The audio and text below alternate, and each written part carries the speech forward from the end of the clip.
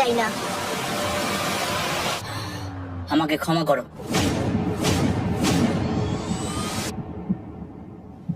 কিন্তু আমি থাকবো, আমি যাচ্ছি না।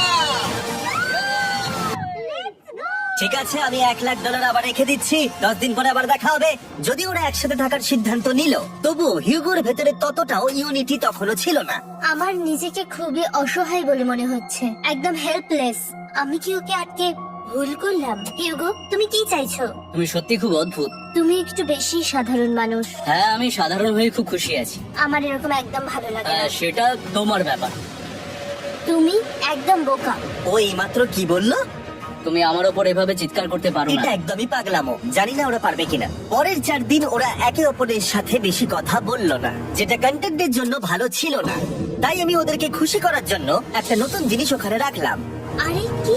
আরে এটা তো আরেকটা স্ক্যানার মনে হচ্ছে। ওরা কি আরেকজনকে আনবে? এটা আমার একদম ঠিক মনে হচ্ছে না। আমি আর কাউকে বিশ্বাস করতে পারবো না। আর কিছুক্ষণের মধ্যে সেটা জানতে পারবো। হ্যাঁ, খুব তাড়াতাড়ি। কেমন চলছে? হেই! এই মইটা সবসময় নড়ে। আমি তোমাদের জন্য একজন বন্ধু কিনেছি। চোখ বন্ধ করো। যার অচেনা জায়গায় দিন কাটাবার অভিজ্ঞতা আছে। আমি রায়ান ট্রাহেনকে নিয়ে এসেছি। ঠিক আছে। ওরে বাবা, তুমি তো অনেক বেটে দেখছি। এটা কেমন কথা হলো? এ এখন থেকে তোমাদের বন্ধু, কারণ এখন থেকে 50 ঘন্টা এ এখন তোমাদের সাথেই থাকবে। এটা পাগলামো। আর যেহেতু তুমি এখন কন্টেস্ট্যান্ট, ও এটা তো হওয়ার কথা ছিল না। তোমাকে সেম রুল ফলো করতে হবে যেটা হিউগো আর রেন করে। জানি না এবার কি হবে। ওকে, এবার তুমি এটা পড়ে নাও। তোমাকে মোটা লাগছে। এখন থেকে 50 ঘন্টা পরে তোমরা 50 দিন পার করবে। ততদিন রায়ান তোমাদের সঙ্গেই থাকবে। মজা করো। দাঁড়াও জিমি, যেও না। রায়ান এনজয় করো। হেই গাইস, হেই, হিউগো। হিউগো। আমি রায়ান। আমি রেন। হাই, দেখা করে ভালো লাগলো। হ্যাঁ, ভালো লাগলো ভাই। নতুন রুমমেট। নতুন রুমমেটস। ভাই আমার হাত কাঁপছে, আমি এখন সত্যি খুব নার্ভাস। সত্যি কথা বলতে আমার রায়ানের ব্যাগটাকে চেক করা উচিত ছিল, কারণ আমি একটা জিনিস এনেছি। কি? বিয়ন্সে?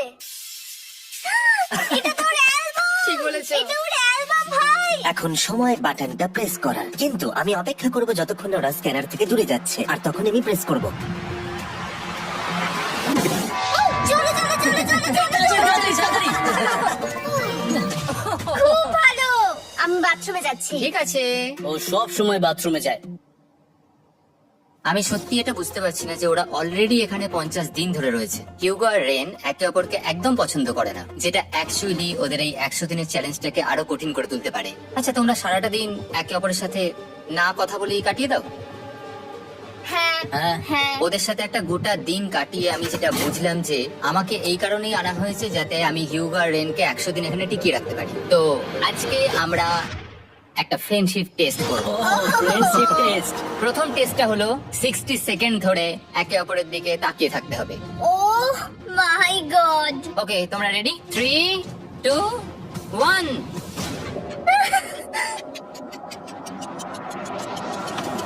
তোমরা পেরেছো?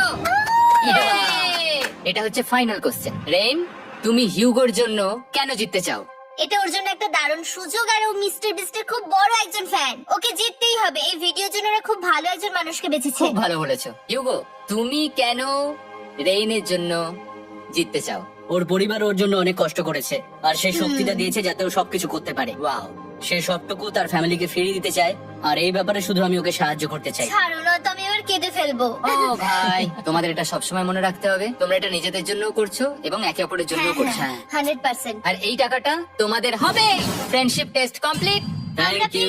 তোমরা পাস করেছো। রায়ানের সাথে ওদের দিন ভালোই কাটছিল, কিন্তু যখন ডে 50 এলো, ও তোমরা পার্টি করছো। ওরা একটা চকলেট কেক বানিয়েছে ফেস্টিভ্যাল দিয়ে, যেটা টেস্ট অবভিয়াসলি দারুণ হয়েছিল। Happy 50 day to you. তোমরা দুজনে সত্যিই খুব ভালো মনের মানুষ। এদিকে এসো। ও দুর্ভাগ্যবশত রায়ান, তোমার 50 ঘন্টা সম্পূর্ণ হয়ে গেছে। তোমাকে এবার এখান থেকে যেতে হবে। এই বাংকারের থেকে বেরোনোর পর আমি সবার আগে যেটা দেখতে পেলাম সেটা হলো নোলানের মুখ। আর ও এখন পেছন ঘুরে দাঁড়িয়ে আছে।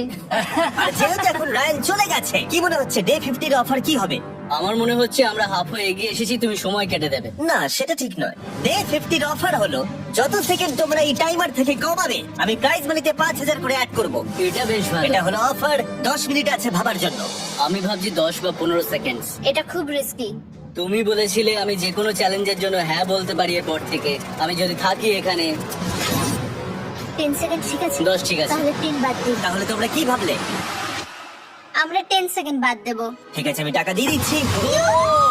Thank you Jimmy. জিমি? এই হলো তোমাদের টাকা $6,00,000। আর এখানে এখন যোগ হলো আরো $50,000।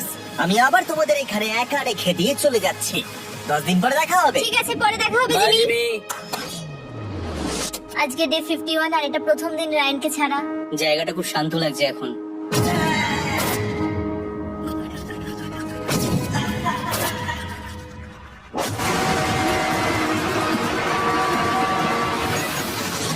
আমাদের 20 সেকেন্ড অ্যালার্মের এটা প্রথম এক্সপেরিয়েন্স ছিল। এই অ্যালার্মটা দেখে সত্যি এখন ভয় লাগছে। এটা এখন 10-এর ঘরে চলে এসেছে। হ্যাঁ, সত্যি খুব ভয়ঙ্কর। রায়ানকে ছাড়া বাংকারটা একদম খালি লাগছিল, আর ওদের সম্পর্ক আবার খারাপ হতে শুরু করে দিল। আমি তোমাকে একটা সোজা কথা বলে দিচ্ছি হিউগো, আমাদের কাছে এটা চার্জার নেই, তাই আমি এটাতে একাই গান শুনবো। আমি একটা গানও শুনতে পারবো না। আমি তোমাকে সবকিছু দিয়েছি, তুমি আমার পাইনাপল খাও, আমার কফি খাও, আবার এখন তুমি আমার জ্যাম খাচ্ছো। ঠিক আছে ঠিক আছে, এমন নয় যে আমি $3,00,000 পাওয়ার জন্য অন্য স্ক্যানারে হাত দিচ্ছি। আর যেহেতু এটা একটা কম্প্যাক্ট বাংকার ছিল, হিউগো নিজের জন্য জায়গা তৈরি করার চেষ্টা করতে লাগলো। এখানে একটু ফাঁকা জায়গা রয়েছে, আমি এখানটা একটু জায়গা করে নেবো যাতে একটু বসতে পারি। এখানে কোনো মেয়ে অ্যালাউ নেই। এখানে স্ন্যাক্স আর একটা বই নিয়ে এসেছি, এখানেই থাকবো। আঁকতে আঁকতে মিউজিক শুনতে দারুণ লাগে। তুমি কি আমার ভাইব কেবে আসবে রেন? কি হলো ওর? আর যত দিন যেতে লাগলো, হিউগো আর রেনের মধ্যে বাড়তে থাকা টেনশন ওদেরকে ভুল করাতে লাগলো। আমি মাছগুলোকে খাইয়ে আসছি। মর্নিং মাছেরা, এসো এবার খেয়ে নাও। রেন! আমি আসছি। রেন! আরে আরে আরে আরে, তাড়াতাড়ি!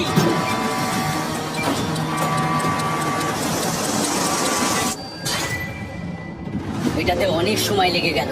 আমি রেনের এইসব পাগলামের জন্য আমার $3,00,000 কোনোভাবেই হারাতে পারবো না। আমি আস্তে আস্তে কেমন ভাবে জীবন কাটাতাম সেটাই ভুলে যাচ্ছি। বাংকারে আমি এখন যেভাবে থাকছি সেভাবে আগে থাকতাম না।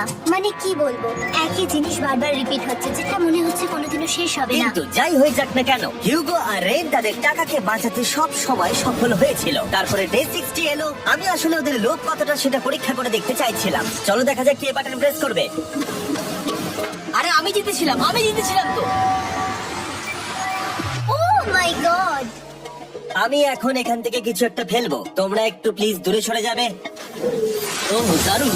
এটার জন্য ক্ষমা করো। ডে 60 অফার হলো আমি তোমাদেরকে এই $50,000 দেব যদি তোমরা একবারের জায়গায় 3 বার এই অ্যালার্মটাকে বাজাতে দাও, তাহলে বাকি পুরো চ্যালেঞ্জটাই। ও মাই গড। তোমরা একটু ভাবনা চিন্তা করে নাও। আমি কিন্তু এটা করতে চাই, এটা কিন্তু ভালোই হবে। কিন্তু একটা জিনিস ভাবতে হবে যে ওরা কিন্তু এটা যখন তখন করতে পারে, হ্যাঁ, তাই এটা না? তুমি ঠিক বলেছো। ঠিক আছে, তাহলে তোমরা কি করবে? এই $50,000 কি তোমাদের টাকায় অ্যাড করবো না করবো না? না, সত্যি? তাহলে আমি টাকাটা নিয়ে চলে যাই। আমরা সঠিক সিদ্ধান্ত নিলাম। আমরা এমনিতেই অনেক সমস্যায় রয়েছি, আর বেশি সমস্যা বাড়াতে চাই না। 40টা দিন কিন্তু অনেকটা সময়। যেহেতু ওরা দুজনে বাংকারের ভেতরে গত 2 মাস ধরে রয়েছে, ডে 61 হয়ে গেছে, তাই শীতকাল শেষ হয়ে বসন্ত চলে এসেছে, আর ওরা ওইদিকে ক্লান্ত হয়ে পড়েছে।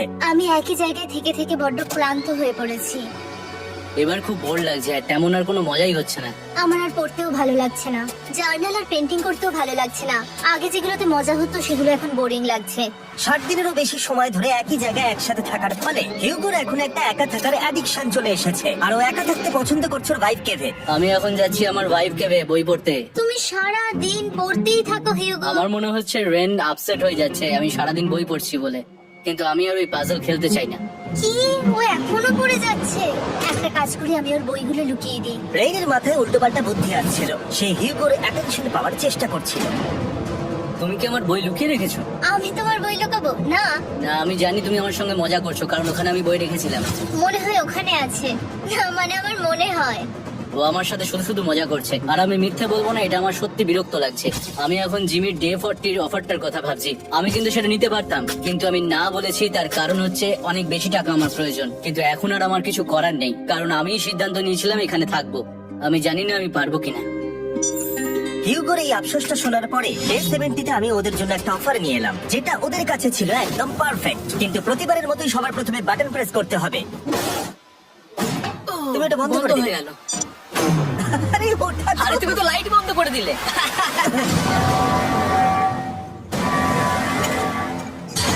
কেমন আছো তোমরা? ভালো, তুমি কেমন আছো? ডে 70 অফারটা তোমাদেরকে বলার আগে আমি তোমাদেরকে আলাদা করব। হিগো সিঁড়ি দিয়ে উপরে উঠে যাও, রেইন টাকার কাছে চলে যাও। এবার পর্দা লাগানোর সময়।